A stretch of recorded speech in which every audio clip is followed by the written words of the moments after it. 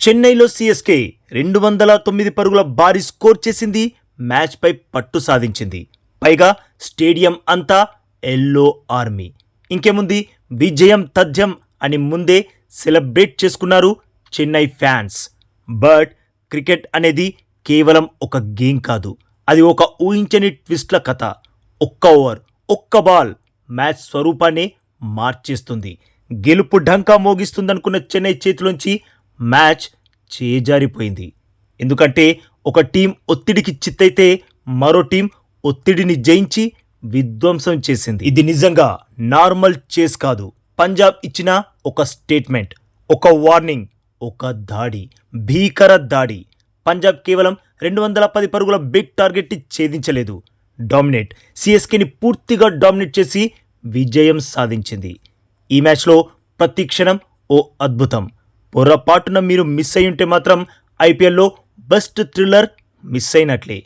ఈ మ్యాచ్లో చెన్నై ఎక్కడ ఓడింది, పంజాబ్ ఎలా గెలిచింది, గేమ్ చేంజింగ్ మూమెంట్స్ ఏంటి, రుతురాజ్ గైక్వాడ్ చేసిన అతి పెద్ద బ్లండర్ ఏంటి, వీటన్నింటి గురించి మాట్లాడుకుందాం బాస్. ఈ మ్యాచ్లో ఫస్ట్ బ్యాటింగ్ చేసిన చెన్నై మొదటి బంతి నుండి ఓ క్లియర్ మెసేజ్ ఇచ్చింది, ఇది మా గ్రౌండ్, మా గేమ్ అని. అయితే సంజు శాంసన్ త్వరగానే అవుట్ అయినా ఆయుష్ మాత్రం అద్దరగొట్టేశాడు. పవర్ ప్లేలో తన పవర్ అంతా చూపించి స్కోర్ బోర్డ్ని పరిగెత్తించాడు. పంజాబ్ బౌలర్స్కి మెంటల్ ప్రెషర్ తెప్పించాడు. తనని ఎలా అడ్డుకోవాలో తెలియక పీవీకేఎస్ బౌలర్స్ ఉక్కిరి బిక్కిరయ్యారు. రుతురాజ్ గైక్వాడ్ కూడా మాత్రమే నెక్స్ట్ లెవెల్లో మెరుపులు మెరిపిస్తున్నాడని సింగిల్స్ తీస్తూ తనకే ఎక్కువ స్ట్రైక్ ఇచ్చాడు. అందుకు తగ్గట్లే ఆయుష్ రెచ్చిపోయి బ్యాటింగ్ చేశాడు. అయితే చాణక్య చాహల్ క్రీజ్లో పాతుకుపోవాలని చూసిన గైక్వాడ్ని రాంగ్ షాట్ ఆడించి మరీ పెవిలియన్కి పంపాడు. ఆ తర్వాత కాసేపటికే 5 సిక్స్లు 6 ఫోర్లతో 73 రన్స్ బాదిన మాత్రే వైశాఖ్ విజయ్ కుమార్కి చిక్కాడు. మాత్రే అవుట్ అయ్యాక స్కోర్ బోర్డ్ కొంచెం నెమ్మదించింది. కానీ సర్ఫరాజ్ ఖాన్ రావడంతోనే పంజాబ్ బౌలర్స్పై విరుచుకుపడ్డాడు.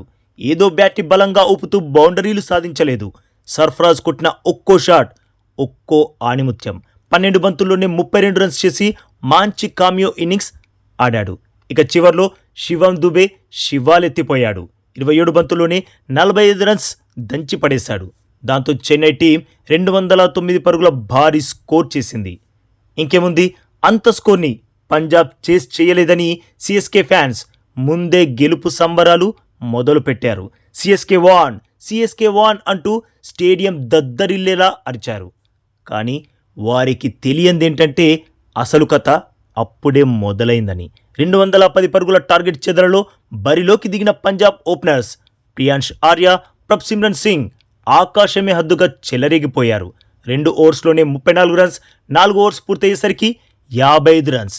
ఇలా స్కోర్ బోర్డ్ని ఉరకలెత్తించేశారు. ముఖ్యంగా ప్రియాంష్ ఆర్య చెన్నై బౌలర్స్ కాన్ఫిడెన్స్పై బౌండరీల మీద బౌండరీలు బాది దారుణంగా దెబ్బ కొట్టాడు. కేవలం 11 బంతుల్లోనే 4 సిక్స్లు 3 ఫోర్ల సహాయంతో ఏకంగా 39 రన్స్ దంచి పడేశాడు. ఆ తర్వాత తను అవుట్ అయిన ప్రభ్సిమ్రన్ కనోలీతో కలిసి చేజింగ్ వేట కొనసాగించాడు. అక్కడి నుండి ఒక్కో రన్, ఒక్కో పార్ట్నర్షిప్ పంజాబ్ టీంని విజయానికి దగ్గర చేసింది. చెన్నై గెలుపు ఆశల్ని ఆవిరి చేసింది. ఇక సర్పంచ్ సాబ్ శ్రేయస్ అయ్యర్ క్రీజ్లో అడుగుపెట్టాక పంజాబ్ బ్యాటింగ్ టెంపో వేరే లెవెల్లోకి వెళ్ళింది. అది కేవలం బ్యాటింగ్ కాదు, మ్యాచ్ని పూర్తిగా తన కంట్రోల్లోకి తెచ్చే ఊచకోత. తను ఎక్కడా పానిక్ అవ్వలేదు. ఇక ప్రెషర్ అన్నమాట లేనే లేదు. అయ్యర్ కొట్టిన ఒక్కో బౌండరీ చెన్నై టీంకి వార్నింగ్, మీ ఓటమి తప్పదన్న బిగ్ వార్నింగ్లా అనిపించింది. అయ్యర్ 29 బంతుల్లోనే హాఫ్ సెంచరీ బాధేశాడు. అయితే వరుస బంతుల్లో శ్రేయస్ అయ్యర్, నేహల్ వదేరాలు పెవిలియన్ దారి పట్టడంతో మ్యాచ్లో బిగ్ ట్విస్ట్ ఏమైనా ఉందా అని ఆతృతగా ఎదురుచూశారు చెన్నై ఫ్యాన్స్. బట్ పంజాబ్ గెలుపు లాంఛనాన్ని శశాంక్ సింగ్, మార్కస్ స్టోయినిస్లు పూర్తి చేశారు. దాంతో పంజాబ్ 210 పరుగుల టార్గెట్ని ఇంకా 5 బంతులు మిగిలుండగానే 5 వికెట్స్ తేడాతో ఘన విజయం సాధించేసింది. ఇక ఈ మ్యాచ్లో చెన్నై ఓడిపోవడానికి main reason CSK captain Ruturaj గైక్వాడే. అవును, గైక్వాడ్ ఆయుష్ మాత్రే సూపర్గా బ్యాటింగ్ చేస్తున్నాడని తనకి స్ట్రైక్ ఇవ్వడానికే చూశాడు. కానీ తను బౌండరీలు బాదాలని ట్రై చేయలేదు. ఇది ఓడిఐ క్రికెట్ కాదు, T20 క్రికెట్. ఇక్కడ ప్రతి బంతిని బౌండరీ అవతల పంపించడానికి ప్రాణం పెట్టేయాలి.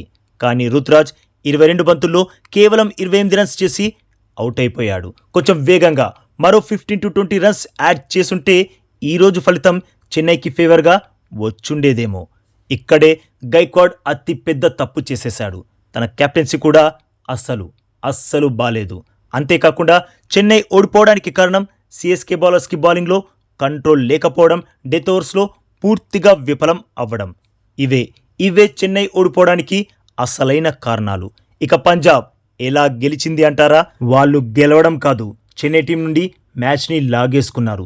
తమ సత్తాతో లాగేసుకున్నారు. PBKS bowlers, batters fearless approach, Shreyas Iyer captaincy skills, plans perfect execution, వీటికి అదనంగా అయ్యర్ అరాచకమైన ఇన్నింగ్స్. ఇదే ఓ ఛాంపియన్ టీంకి ఉండాల్సిన మెంటాలిటీ అని రుజువు చేశారు. మ్యాచ్ని అద్భుతంగా గెలిచారు. ఈ మ్యాచ్ అయితే ఒక విషయాన్ని క్లియర్గా అర్థమయ్యేలా చేసింది. మ్యాచ్ గెలవాలంటే 200+ స్కోర్ చేస్తే సరిపోదు, గెలవాలన్న కసి కూడా నరాల్లో ఉండాలి. ఈ మ్యాచ్ సిఎస్కేకి ఒక గట్టి దెబ్బ, పంజాబ్ కింగ్స్కి ఇది ఒక డిక్లరేషన్. లాస్ట్ టైం మిస్ అయిన టైటిల్ని ఈసారి ఖచ్చితంగా అందుకుంటాం. అందుకు అడ్డుపడే ప్రతి టీంని ఇలాగే మా సత్తాతో చిత్తు చేసి ట్రోఫీని ఎగరేసుకుపోతాం అన్న డిక్లరేషన్ ఇది. మరి బాస్, ఈ హై వోల్టేజ్ మ్యాచ్ మీకెలా అనిపించింది? మీ ఒపీనియన్లో చెన్నై ఓడిపోవడానికి అసలైన కారణం ఏంటి? తప్పకుండా కామెంట్ చేసి చెప్పండి బాస్. అలాగే ఈ లేటెస్ట్ అప్డేట్కి ఒక్క లైక్ కొట్టి మన ఛానల్ని ప్లీజ్ సబ్స్క్రైబ్ చేసేసుకోవచ్చుగా బాస్. ఇక ఈ వీడియో చూసినందుకైతే మీ అందరికీ దిల్ సే థ్యాంక్ యూ బాస్.